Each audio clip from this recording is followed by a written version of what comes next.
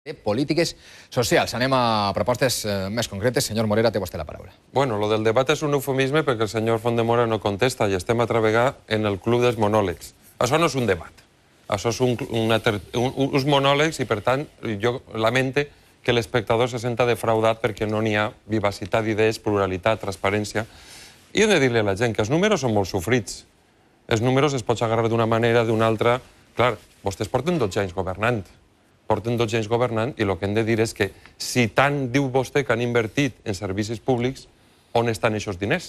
No serà que vostès estan privatitzant el que és la nostra salut, el que és la nostra educació, per enriquir la butxaca dels seus amics?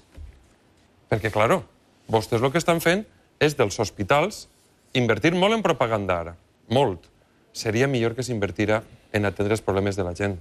Han posat uns cartellots que costen un dineral per a continuar enganyant a la gent. La gent no és tonta i sap la realitat que se troba. I la gent sap que quan va a un hospital públic la tenen en els corredors com l'hospital de Dénia. I la gent sap que mentre que a Espanya, per cada 1.000 habitants, n'hi ha 3 llits hospitalaris, el que vol dir això, que n'hi ha metges, que n'hi ha infermeres, que n'hi ha professionals, així, per cada 1.000 persones, n'hi ha 1,3 llits hospitalaris. És que estem a la cua d'Espanya. On està aquesta inversió que mos ha dit vostè que ha fet? És que no es veu per ningú puesto.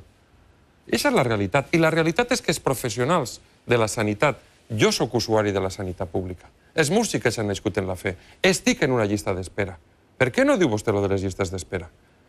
La gent pateix moltíssim i vostès ens inunden en xifres i en números així i tot el dia en Canal 9. Clar que estem preocupats per Canal 9, perquè estem preocupats per la higiene democràtica i la pluralitat informativa. Miren vostès, els nostres professionals estan anant a Castilla-La Manxa.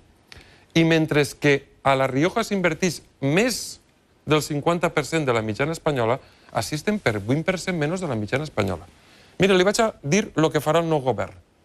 Una mesura concreta i senzilla serà invertir en bioseguretat. Què vol dir això?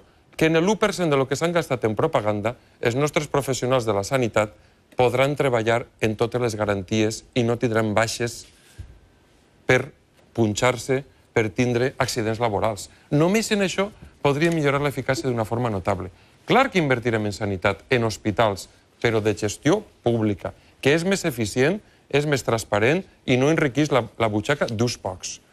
Anem a fer rebaixes en el gasto farmacèutic. Som els líders en el gasto farmacèutic. I sap per què? Perquè la nostra gent pateix tant que i vostès no ho han fet bé, que n'hi ha un gasto excessiu en farmàcia. Nosaltres anem a introduir la salut mental en la sanitat pública.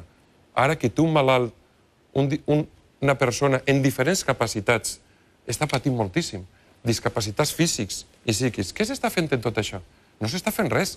El nou govern treballarà per a aquelles persones que pateixen, que afecten a 400.000 persones, comptant totes les famílies, puguen tindre un accés al treball perquè aquestes persones compten per al futur. I aquestes persones han de tindre un treball digne i una acció pública per a aquestes persones puguen aportar diners a la família i tindre una independència. No han fet res en tots aquests col·lectius.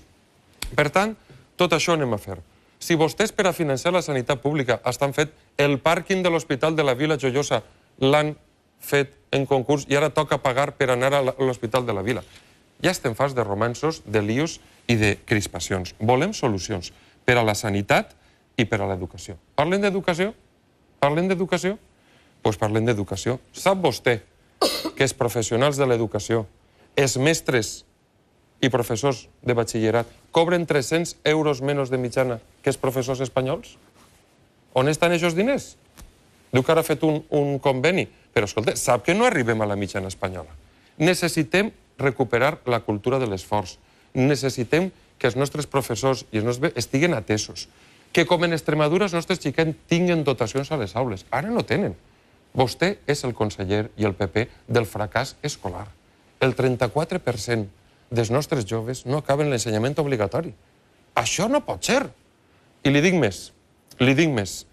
Acabarem amb els barracons, farem una inversió no només en el sistema públic, que no consentirem que el concert en la privada, l'educació tampoc és un negoci, i farem una cosa important. Farem des del nou govern, des del compromís, l'educació de 0 als 3 anys, que no han fet res en aquesta matèria, van prometre no sé quantes mil places i no han fet res, de 0 a 3 anys, i farem una inversió de justícia en les EPEs, en les persones majors que volen tindre educació, volen tindre dignitat, i vostès no han fet res per a les persones adultes que volen formar-se i crear riquesa cultural en aquest àmbit. Les EPEs seran una prioritat.